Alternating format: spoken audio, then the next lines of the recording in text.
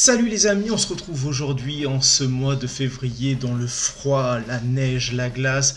Et j'ai envie de vous faire voyager, j'ai envie de vous emmener au soleil. Alors on retire les bonnets, on retire les écharpes, on retire les manteaux chauds, on chausse ses lunettes de soleil et on part au Wakanda parce que je vais vous parler tout de suite du prochain film Marvel, Black Panther.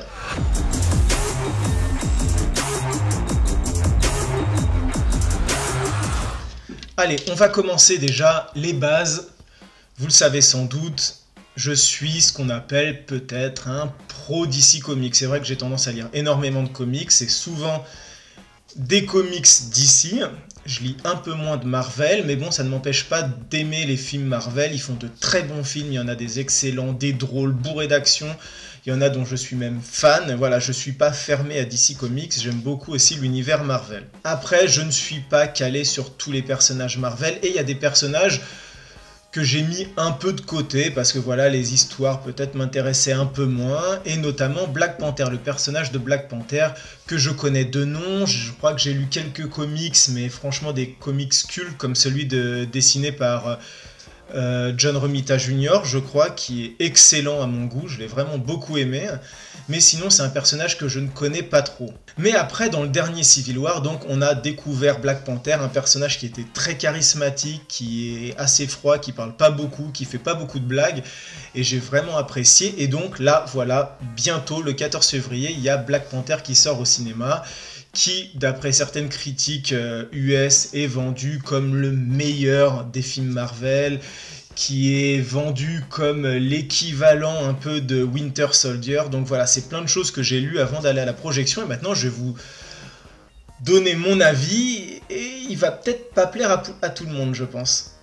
Le plus simple, en fait, c'est vous dire en deux parties ce que j'ai aimé dans Black Panther, ce que j'ai détesté ou moins aimé dans Black Panther, et puis après on fera la conclusion pour vous donner mon avis, mon ressenti général. Bien sûr, tout ça sans spoilers, évidemment, on va pas vous griller toutes les petites surprises du film. Donc voilà, les événements du film Black Panther se déroulent environ une semaine grand max après les événements de Civil War, et comme vous l'avez vu dans Civil War, donc il y a le Black Panther qui est décédé, et donc c'est son fils qui prend la relève, T'Challa. Et donc il va retourner au pays, il va retourner au Wakanda. Donc le Wakanda, c'est ce pays qui reste caché parce qu'il est protégé d'un voile un peu d'invisibilité, un peu comme dans Wonder Woman en fait. Et il est caché, et c'est un pays qui a basé toute son évolution technologique, toute sa croissance sur le vibranium, donc qui est un minerai qui n'est présent qu'au Wakanda. Et donc c'est une société qui est très développée, très évoluée, et pour pas interférer comme ça avec ce qui se passe dans le reste du monde, ils sont cachés dans une espèce de bulle qui les rend invisibles aux yeux des pays étrangers. Donc on retrouve T'Challa qui va retourner au pays et qui va devoir passer le fameux rituel du Black Panther. C'est un rituel qui est assez violent parce que donc sans pouvoir, il va devoir affronter les élus, j'ai envie de dire, des tribus qui composent le Wakanda, et celui qui gagne, ça peut ne pas être T'Challa, celui qui gagne et devient le leader, le chef suprême, devient Black Panther tout simplement. Alors moi, ce que j'ai adoré déjà, c'est toute la culture du Wakanda, tout ce qu'il y a autour du Wakanda, ce pays. J'ai trouvé que les meilleurs moments, c'est quand on découvre le pays, on retrouve des paysages luxuriants, de la verdure, des animaux partout, c'est sublime, des magnifiques couchers de soleil. On découvre ces villes donc qui sont très avancées au niveau de la technologie, mais qui, et ça j'ai trouvé c'est génial, qui gardent cette touche, cette culture africaine. Donc ça fait des bâtiments qui sont franchement magnifiques, tout d'acier, de verre, mais en même temps avec des fresques très marqué, avec du graphisme comme ça, de la culture africaine. J'ai trouvé ça magnifique, franchement on avait envie de partir en visite touristique dans le Wakanda pour découvrir tous ces coins, c'était franchement sublime. J'ai aimé aussi découvrir toute cette culture, ces rituels, parce que voilà, on en parlait juste avant, il y a ce fameux rituel du Black Panther, qui est géré par des codes, il y a de la musique qui va avec, il y a des mouvements, des trucs comme ça, les fameux notamment Wakanda, Ça fait partie aussi de cette culture et de ces rites que j'ai beaucoup apprécié. J'ai aimé aussi découvrir cette technologie qui est franchement très avancée. C'est vrai que quand on regarde les premiers films Marvel, on a Tony Stark, on a l'impression que c'est le mec, il est au summum de l'high-tech, mais quand on arrive au Wakanda et qu'on découvre tout ce qu'ils arrivent à faire, on est franchement bluffé parce qu'ils ont franchement ils ont fait un saut en avant au niveau de la technologie, ils sont bien plus avancés que Tony Stark, et il y a des trucs qui sont très classe, et là où c'est classe, c'est que ça ne dénature jamais avec leurs origines, avec leur culture. Donc par exemple, comme c'est dit dans le film, sans spoiler, que le vibranium il est partout, ça peut être dans le métal, mais ça peut être aussi, il peut être cousu dans les vêtements, ce qui en fait quelque chose voilà, de très invisible, mais en même temps qui a des facultés technologiques non indéniables, quoi. Et il y a des vêtements qui, comme ça, d'aspect, peuvent paraître très, j'ai envie de dire, archaïques, mais c'est pas méchant. Genre des couvertures, des draps, des capes, comme ça, on se dit, bon, bah c'est juste une cape, c'est du coton. Et en fait, derrière, il y a de la technologie qui est très bien intégrée dedans, et ça fait de belles surprises, et moi, ça, j'ai beaucoup apprécié.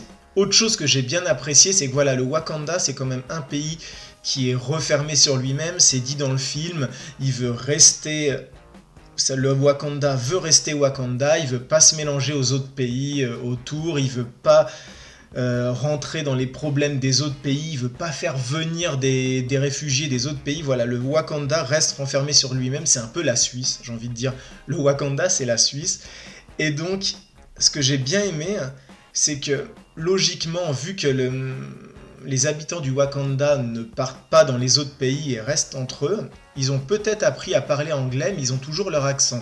Et ça, c'est quelque chose qui m'effraie, qui me faisait un peu peur. J'aurais trouvé ça dommage si en VO, les acteurs donc, qui vivent tous au Wakanda parlaient avec un accent américain nickel.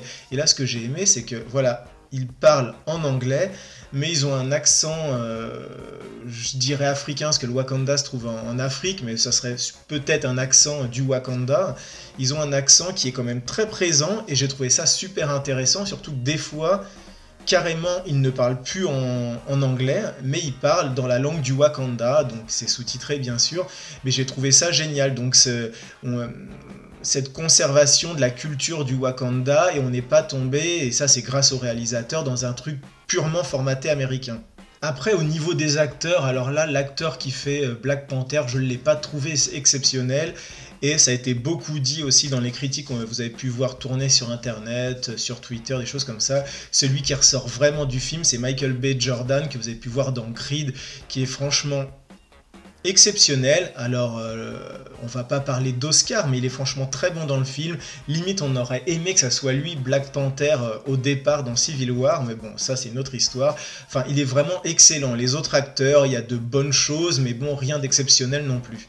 Autre chose que j'ai aimé, le film n'est pas bourré d'humour, et ça fait un peu plaisir. C'est là, la comparaison fonctionne très bien, c'est comme un peu Captain America Civil War, il y a des petites touches d'humour, mais on se marre pas tout le temps, c'est pas Thor Ragnarok par exemple, c'est pas les Gardiens de la Galaxie, franchement voilà, il y a quelques points d'humour, ça passe très bien, il en faut pas plus, et le film est plutôt sérieux, d'accord, d'ailleurs je crois qu'il y a des moments où il y a des scènes de baston assez violentes, où on voit des personnages mourir, on voit du sang, donc voilà, c'est pas non plus... C'est un film Marvel qui sort un petit peu du lot, je trouve, et c'est plutôt une bonne chose d'ailleurs. Mais voilà, maintenant on va arriver aux choses que j'ai moins appréciées, et notamment les effets spéciaux. Alors le problème avec les effets spéciaux, c'est que oui, ils sont bien, mais non, en fait ils sont super inégaux. C'est-à-dire que quand on arrive au Wakanda et qu'on nous montre des super paysages avec des gazelles qui courent, le coucher de soleil, les cascades, les lacs, c'est magnifique, c'est de l'image de synthèse, mais c'est super bien fait. Et même quand on voit ça, on est mais bouche bée, on trouve ça magnifique et on a envie d'en voir plus. Mais à côté de ça, j'ai envie de dire, il y a des incrustations qui sont franchement pas terribles, hein, je suis désolé. Fan de DC, je suis le premier à reconnaître que dans Justice League, il y a des moments où on voyait nos héros comme ça être derrière avec un paysage un peu flou et on sentait que c'était de l'incrustation et ça se voyait. C'est pareil dans Black Panther, il y a des moments, des scènes notamment où carrément on pourrait imaginer la délimitation du studio, tellement ça fait cheap et tellement on imagine les fonds verts qui sont derrière, notamment des scènes qui sont en extérieur où il est censé avoir un gros soleil et on voit un des personnages qui parle et puis sur sa peau se reflète une lumière blanche, très blanche, et ça sent vraiment le spot, ça fait pas du tout lumière naturelle et j'ai trouvé ça un peu cheap. Voilà, les incrustations sont parfois bien dégueulasse. Et c'est pas tout, j'ai envie de dire. Moi, ce qui m'a surtout gêné dans Black Panther, c'est Black Panther. Toute la partie qui concerne le Wakanda, j'ai trouvé ça génial. Toute la partie où le héros T'Challa est pas avec son costume et donc il y a des combats à main nue, j'ai trouvé ça génial. Mais dès qu'il enfile le costume, franchement, je me suis complètement déconnecté du film parce que j'ai trouvé ça pas très beau. Alors pourquoi, vous allez me dire? Si, vous allez me demander pourquoi, je le sais. Parce que si on reprend la comparaison avec Captain America Winter Soldier, Captain America, donc Steve Rogers, n'est pas masqué, donc on voit son visage. Ce qui fait que si on en fait une version complètement en image de synthèse, la plupart du temps c'est directement grillé, on voit au niveau du visage, même quand c'est des gros plans, si c'est des images de synthèse, c'est grillé. Donc la plupart du temps dans le film, toutes les scènes d'action, c'est des scènes d'action où le personnage Chris Evans joue sa scène, ou alors peut-être une doublure, je vous l'accorde, mais voilà, il a des câbles dans le dos, c'est sur un fond vert, donc il fait un saut, il est tracté par des câbles, voilà.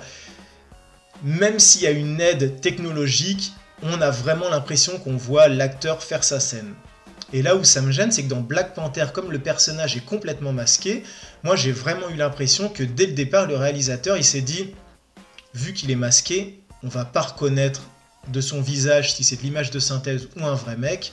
Je vous propose, on fait carrément tout le personnage en image de synthèse et toutes les scènes vraiment d'action avec le Black Panther complètement masqué, on ne met que de la 3D. Ça vous va ? Bingo. Et donc au final, moi ce que j'avais aimé dans Civil War de Black Panther, c'était ce côté un peu Steve Rogers, mais un peu plus haut. Donc il a des capacités, il saute haut, il arrive à encaisser les balles, tout ça, mais ça en reste pas moins un mec dans une armure.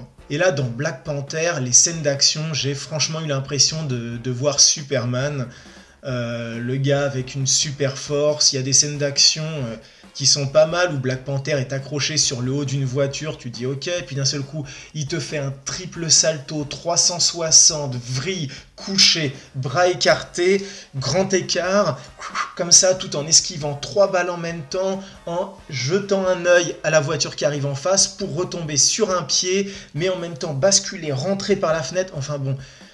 C'est too much. Il y a eu trop. Les chorégraphies de combat sont vraiment trop importantes, trop exagérées. Et moi, j'ai complètement lâché pendant ces phases de combat. Ce qui est dommage, vu que quand il n'a pas son costume et qu'il combat et qu'il a une technique qui ressemblerait presque à de la capoeira, j'ai trouvé ça génial, quoi. Les corps à corps sans costume, c'est très classe. Mais dès qu'il enfile le costume, ça fait complètement faux.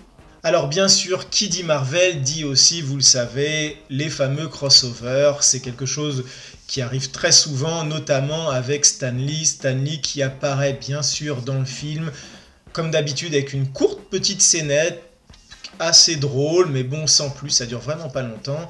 Et après, il y a les scènes génériques, donc qui sont au nombre de 2, je crois. Une tout de suite après le générique que j'appelle générique graphique, où c'est très joli, une mini-scène donc qui nous dévoile un petit peu ce qui va se passer pour le Wakanda. Et après, donc, on a la scène post-générique, vraiment tout à la fin du générique, qui, elle, sert à faire un lien entre tous les films Marvel, et qui dévoile pas grand chose au final, quand on sait que surtout après c'est Avengers Infinity War, donc qui est quand même un énorme truc. On aurait aimé qu'il y ait un lien qui soit plus impressionnant, et là c'est pas du tout le cas. Ah, j'y pense, il y a un autre truc qui m'a gêné aussi, c'est que bon d'accord, il y a des scènes qui sont allées dans le reste du monde, mais sinon les 3/4 du film se passent essentiellement qu'au Wakanda. Ça me gêne pas spécialement, vu que je vous l'ai dit, le Wakanda, je l'ai trouvé magnifique et j'ai adoré l'univers du Wakanda. Surtout que dans le film, il est accompagné par plein de musique Et lors de l'avant-première, au tout début, il y avait un DJ qui passait que du hip-hop. Et bon, j'aime le hip-hop, mais je me suis dit, ils vont pas aller dans le cliché de passer que du hip-hop. Et au final, il y en a presque pas dans le film. Et il y a de super musiques aux sonorités africaines que j'ai trouvé géniales. Et d'ailleurs, je pense que je vais essayer de retrouver la bande-son pour écouter toutes ces musiques. C'était franchement magnifique.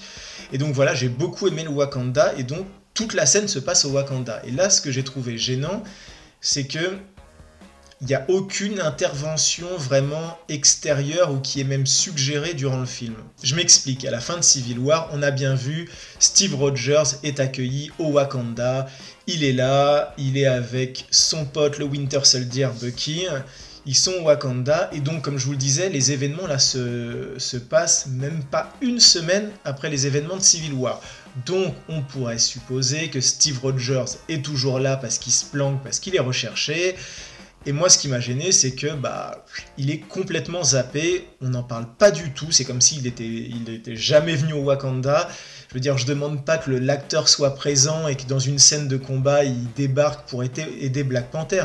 Non, je demande à la limite, je sais pas, qu'on ait laissé traîner un t-shirt ou qu'on évoque son nom.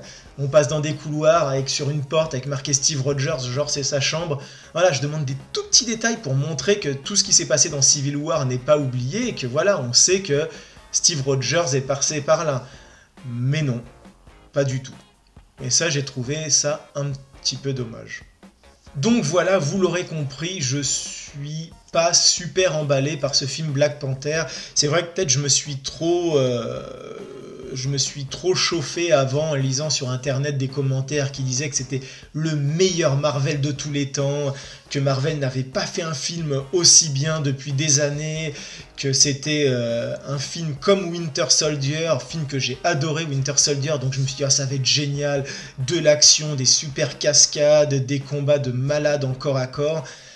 Et au final, j'ai été assez déçu. Je vais pas dire que j'ai passé un mauvais moment, parce qu'il y a quand même des passages qui sont très intéressants, parce que j'ai adoré l'univers du Wakanda, mais voilà, j'ai été déçu sur pas mal de points, j'ai pas aimé que le film mette énormément de temps à démarrer, j'ai trouvé ça très très mou au début, c'est lent, on se dit mais quand est-ce que ça va commencer, quand est-ce qu'il va y avoir de l'action, j'ai pas aimé les effets spéciaux que j'ai trouvé très inégaux quand même. Et voilà, il y a toutes ces petites choses qui m'ont un peu gâché mon plaisir. Alors pour moi, très clairement, Black Panther est un film sympathique. Faut aller le voir parce que voilà, il fait partie du Marvel univers. C'est important d'aller le voir, c'est important parce que voilà, c'est aussi le film qui va être avant Avengers Infinity War et que il y a peut-être une petite référence qui annonce la suite. Voilà, c'est un film important aussi parce que c'est le personnage Black Panther, c'est son film à lui, et donc comme tous les autres personnages ont eu leur film, c'est aussi important de découvrir grâce à ce film qui est le Black Panther, quelles sont ses origines, comment ça se passe au Wakanda. C'est plein de choses très intéressantes, surtout si vous ne connaissez pas le personnage, mais sinon, clairement, ça ne fait pas le film de l'année, ce n'est pas le meilleur Marvel à mon goût, il ne rentre même pas dans le top 3 des meilleurs films Marvel. Voilà. Donc je suppose que maintenant que vous aurez vu ou peut-être écouté toute cette critique, vous allez me démonter dans les commentaires. Essayez de rester poli. En tout cas, c'est mon avis. Je vous invite, si vous avez vu le film ou si vous avez des questions, à les mettre dans les commentaires. Dites-moi ce que vous avez aimé dans le film, ce que vous avez détesté dans le film. Dites-moi si vous êtes d'accord avec moi, si vous n'êtes pas d'accord avec moi. Et moi, je vous dis à très bientôt pour un nouveau film. Ciao!